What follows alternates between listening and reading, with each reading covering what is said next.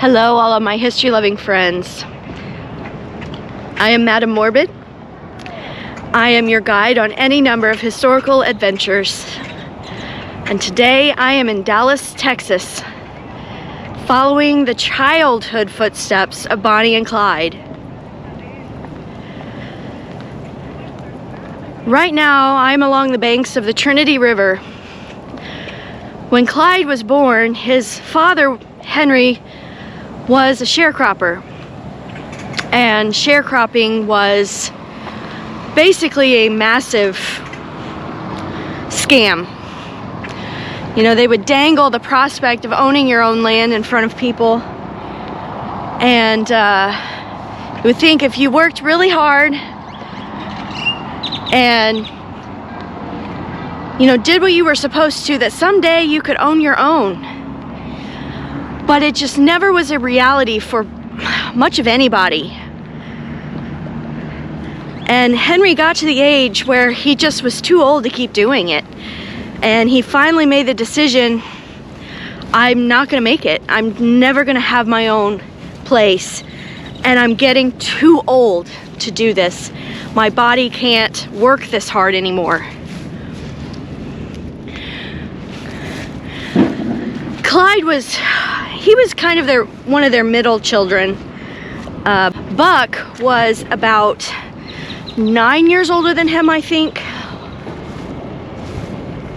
Oh my gosh.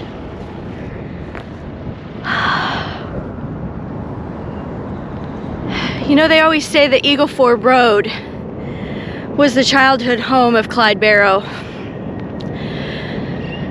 It wasn't. This swamp was. When Henry decided to give up sharecropping, he moved his family to Dallas. This is the 20s. This area isn't even a part of Dallas at the time. And this whole area was full of the poorest that 1920s Texas had to offer. Many of them were sharecroppers who had given up just like Henry and had come here trying to find something, anything. Near this area was Cement City, and it was named that for all of the cement factories around this area. And I suppose that could have been an option for Henry, but again, the pay was so bad that it wasn't going to help their family, you know, a huge amount. When they first got here, they actually slept under their wagon. They had one horse. She was very important to them, and initially, the only way the family really made anything is Henry would drive around and he would pick up scrap metal. How honestly that scrap metal was picked up, who knows, you know, where it came from. He would use that wagon and he would collect as much as he could, and he would sell that to support the family. An extremely unfortunate thing that ended up happening is one day, Henry's wagon was hit by a car and it killed the horse, which was their only source of, you know, making money. They needed her to get around. They needed her for their wagon. But it ended up somewhat being a bit helpful in that he did get a settlement from the person who hit them. And that money was enough to buy a car.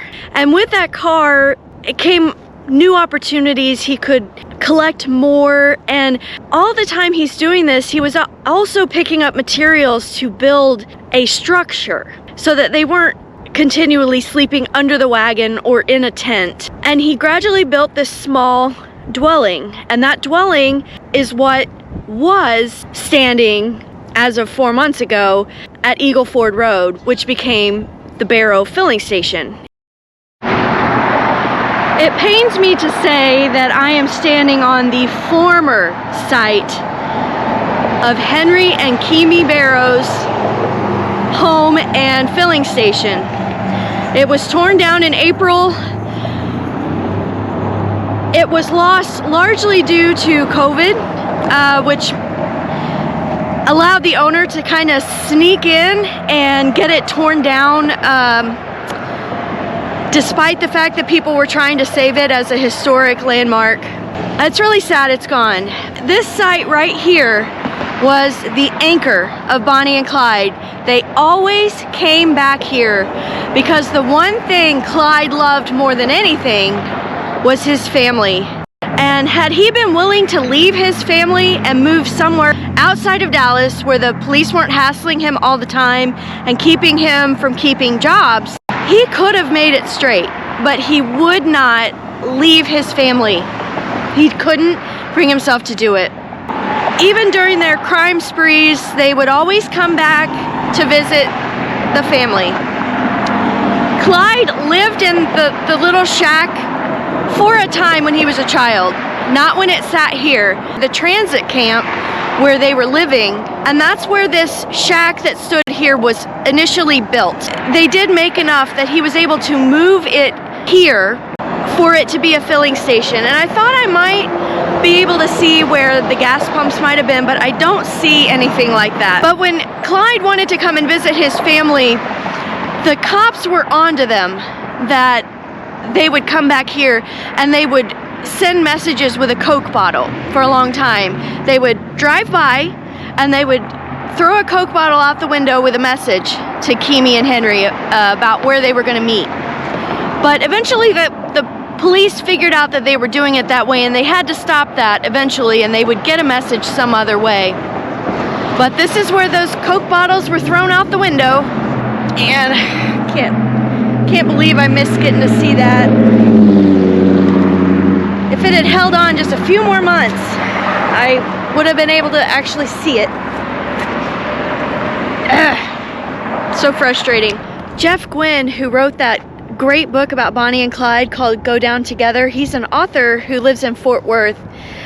He said anytime he ever started to forget about where Bonnie and Clyde came from or how they became what they were, he would come here and he would sit here and he would imagine, you know, the life, these poor people who were living in this swampy area. It would not have been a comfortable place by any stretch of the imagination to live in a tent here, overlooking this beautiful skyline of the people in Dallas who had things that they could never dream of even having.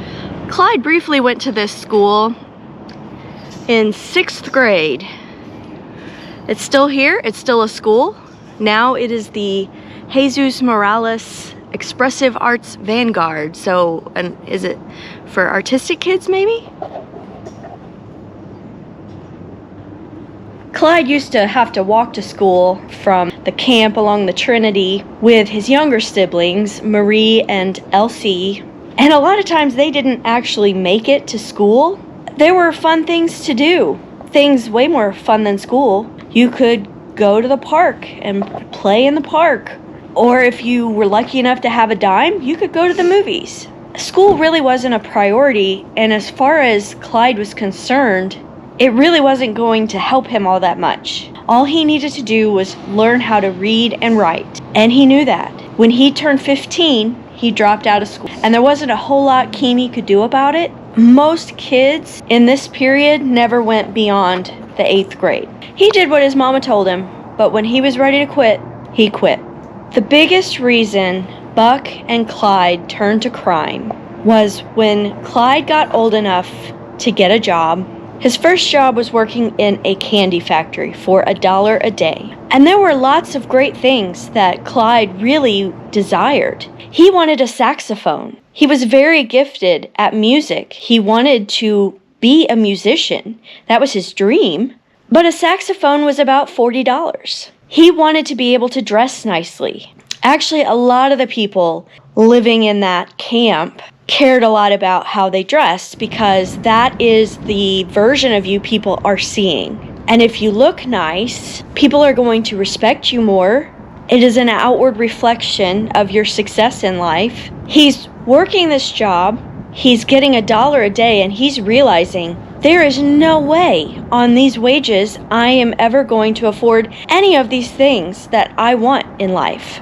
And not only that, he's discovering that the way the whole system is set up, he will never rise above that $1 a day, working on the line minion. The people on the east of the Trinity River in Dallas, they run the factories. Those of us on the west, we are just the worker ants, and that's all we will ever be. The hardest thing that Clyde also realized is not only is he considered subpar just because he's from West Dallas, but in the whole social order of West Dallas itself, he's at the very bottom. His father is a junk man. They live in a shack. Clyde was literally not allowed to date girls based on how low his social rank was in society. Their fathers wouldn't let him. And Clyde was not alone in turning to crime when you're living on that west side of the Trinity River to supplement your income. Because frankly, it was the only way you were ever going to make enough money to actually potentially move out of that social rank, or just to plain old make enough to survive.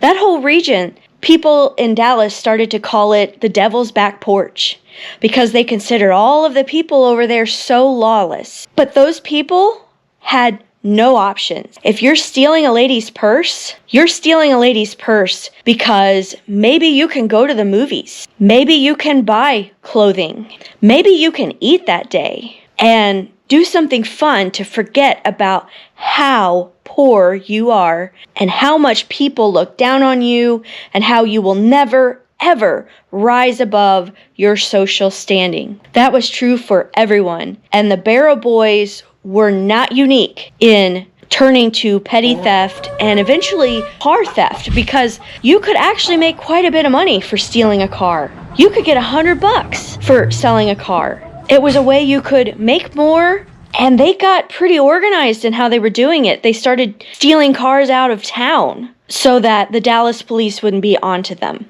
And for a while, they were pretty successful at it.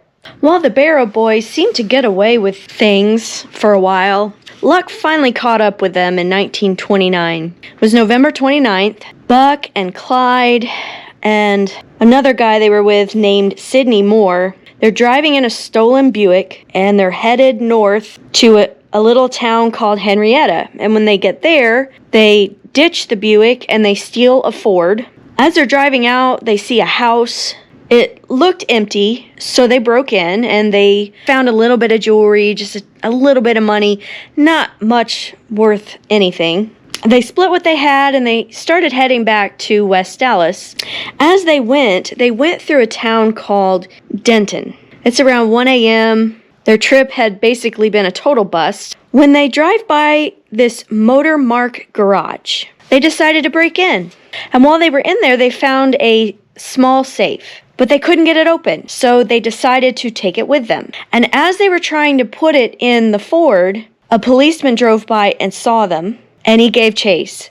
They were all in the car, and Clyde tried to drive away, and this is probably one of the reasons later he would actually practice driving so that he would be better in situations like this. He tried to take a curve too fast and crashed the car, and so all the guys had to split up, run on foot. The police start shooting at them, and they hit Buck in both legs, so he falls down in pain.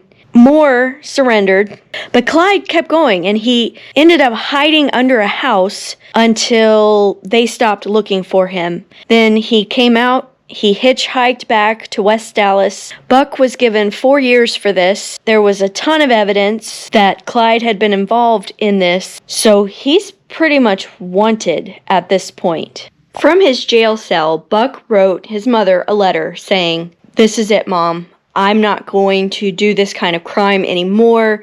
This is embarrassing. I'm so sorry that this has happened." Clyde is also devastated because initially he thinks he left Buck to die. He thinks the police shot him dead. He is so relieved to learn that he was wrong about that, and that not only was he alive, he really wasn't hurt all that badly.